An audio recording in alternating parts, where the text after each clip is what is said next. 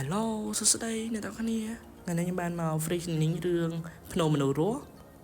មក free listening លើកនេះរឿងប្លែកទេសារ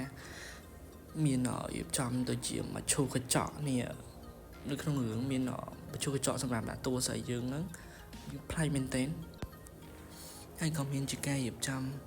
កាល dinner ហើយក៏នៅចាំមិត្តភ័ក្តិចាំបងមកមើលជុំគ្នាព្រោះអត់ដល់ម៉ោងនៅចាំគ្នាសិនឥឡូវខ្ញុំក៏បានមកដល់ក្នុង hall ហើយក៏មានជាការ free popcorn សម្រាប់ទស្សនារឿងភ្នំមនុស្សរស់បន្ទាប់ពីមើលរឿងចប់ក៏មានជាការ rate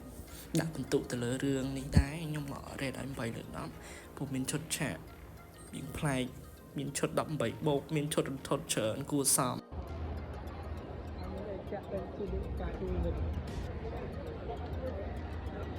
Red man បង Red man ឲ្យ8 Red man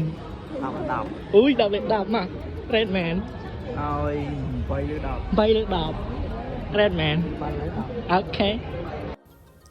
ខាងអំពីឆាគាត់មកសម្ភារបង Stephen Roll តែគាត់អៀនឃើញកាមេរ៉ាអៀន Okay ready មកឲ្យបើសិនជាតែខ្ញុំមកទៅទៀតហើយយើងជិះលោ